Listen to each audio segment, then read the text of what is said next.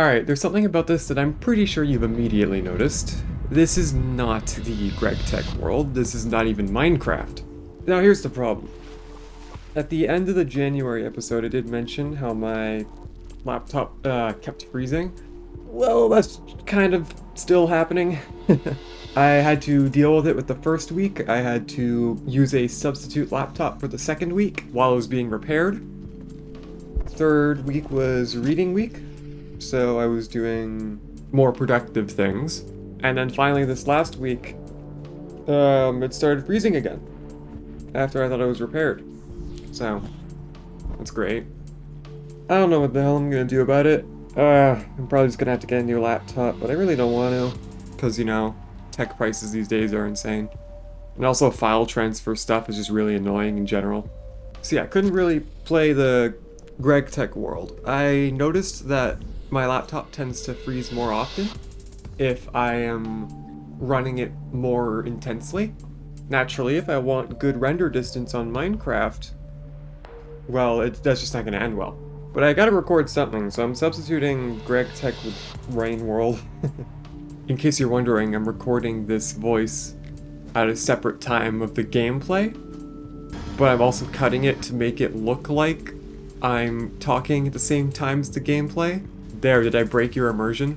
I've been getting back into Rain World lately. I was kind of burnt out on it for a while, and I suppose the video that I am going to be making of Rain World to celebrate the fact that I'm coming back is not going to be released before this monthly video is going to be released, because I'm recording this like the same day I'm going to upload it.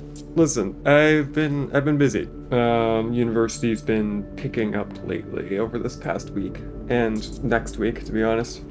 Alright, so let's get started. Well, I guess I kind of already talked about a lot of stuff. Oh, actually, first I should talk about the gtech world, because during that small amount of time where I thought my laptop was fixed, I did actually play a little bit of it.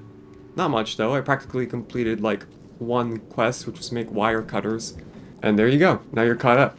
Probably not going to be displaying the stats screen for the world, because nothing has changed. Well, aside from, like, minor playtime, like, jump count stuff. There's also this cool mini-map thing that I made. I know there's a certain coding project that people really want me to make for Rain World, and I don't want to make any promises, but I have been thinking about going back to that. A lot of the code base has changed. I'm gonna have to, I don't want to say recreate everything from scratch, but yeah, a lot's gonna be different. Especially because I know more about programming. I should not have taken up that project at the time that I did, because I didn't really know what I was doing back then. I just kind of figured it out as I went.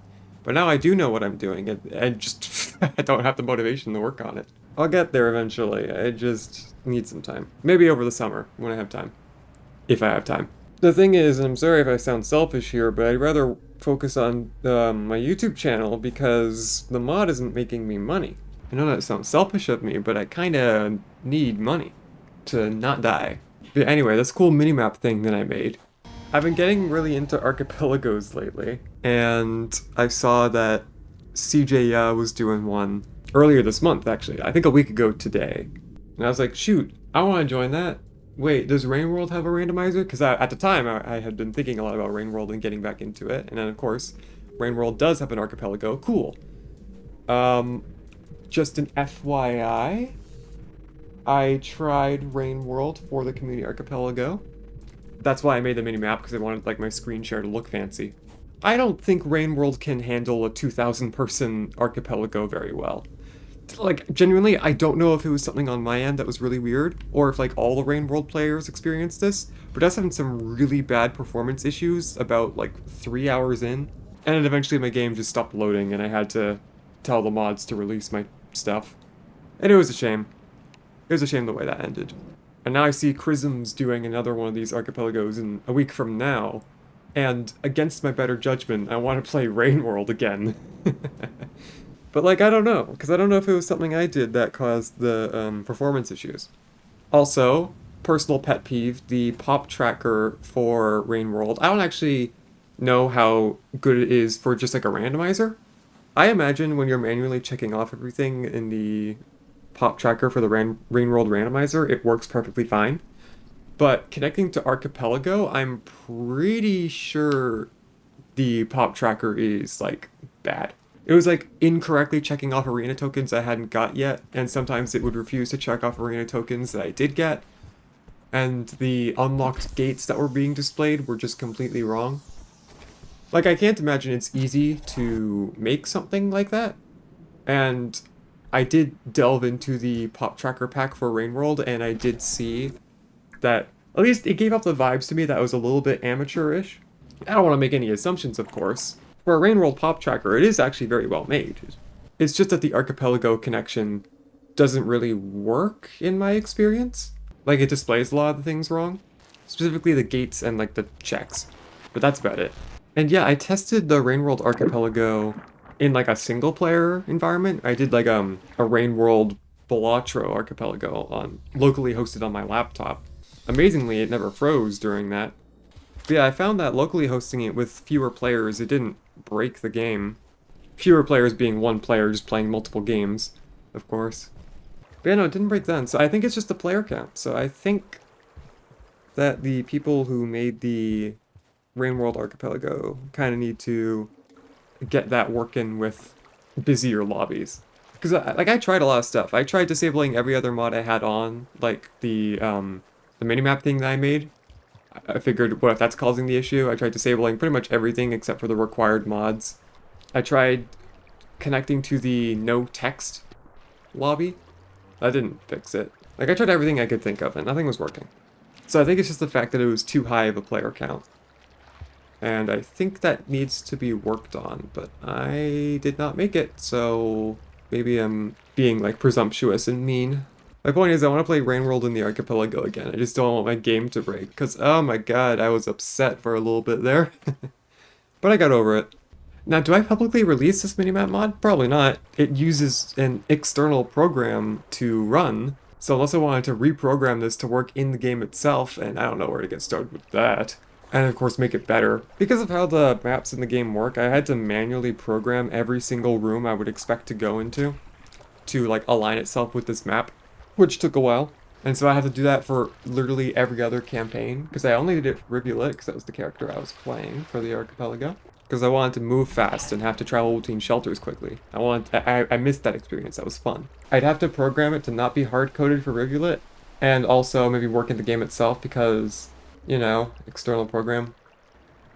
But on the YouTube side of things, I've got a couple projects in the works, as I mentioned. One of them is my quote-unquote grand return to Rain World, kind of soiled by the fact that I am just playing Rain World right now. It's fine, right? People aren't really watching this series anyway, so I don't care.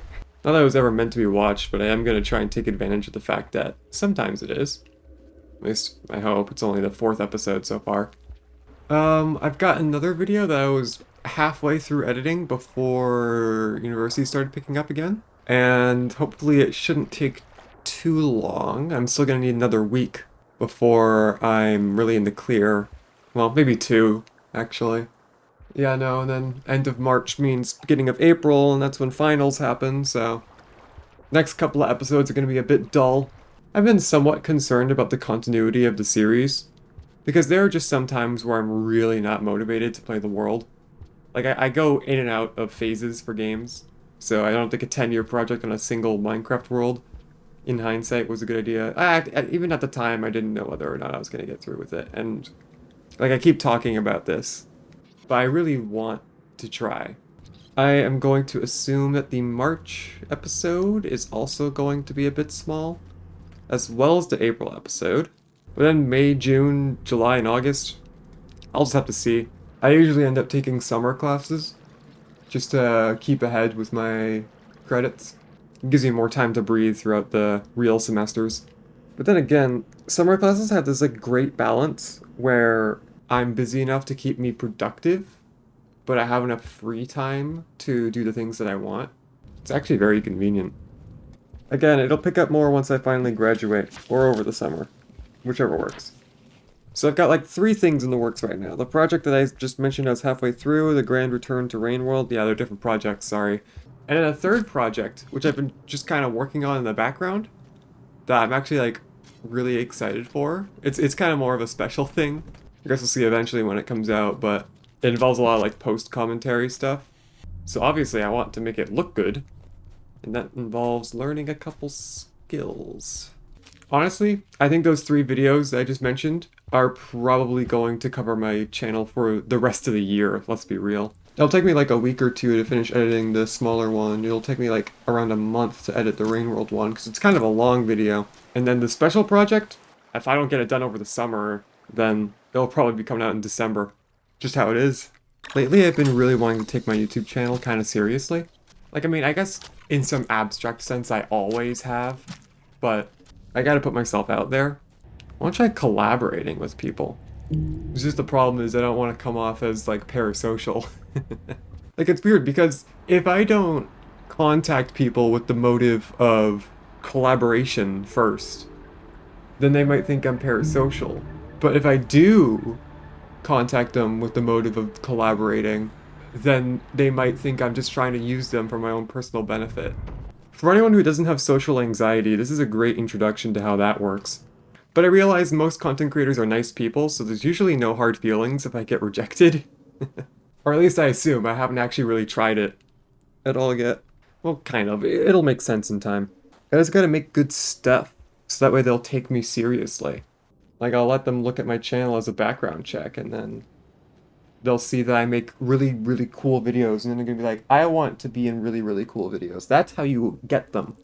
I sound like I'm describing some evil social engineering plan. There you go, you cleared Social Anxiety 102, for all the people who aren't aware of that yet. I don't know, everything I think of for trying to score collabs to get more popular, everything I think of just makes me feel like that I'm trying to like be evil and take advantage of people. Which, you know what, in a literal sense, yeah, I guess I am trying to collab with people to get my name out there. But also, you know, I want to get involved in the creator space, because usually the content creators that I watch are cool people, and I want to be a part of what they do, and I want them to be a part of what I do, because I think I have fun video ideas. Like, if I contact people and I'm like, sorry if I come off like I'm trying to take advantage of you, then maybe they won't take me seriously. But if I am like too confident, then they will think I'm trying to take advantage of them. There you go, you've cleared Social Anxiety 103. Do you see what kind of situation I'm in right now? I guess life stuff. I mean, I've already complained plenty of times about how busy I am during university. And honestly, things just kind of suck in general right now. But I've been too busy to think about it, so that's an upside at least. February hasn't really played nice with me lately. A lot of the things that were expecting to make me feel better haven't been working out the way I wanted them to. Again, I'm trying to keep things vague here. It's weird, I'm in like a weird balance of trying to talk about my life as a record for myself and just to talk about it, but also not say anything specific because I don't actually want people on the internet knowing about my life. It's weird. Also, I realized I never did a recap of 2025 in my January episode. Oops. Alright, I think that's about all I had to discuss. Yeah, I ended up talking way more about Rain World than I ever did about gregtech in any of these videos. I wonder if that means anything. I thought I got bonus points for doing the passages. I wasted all that time for nothing?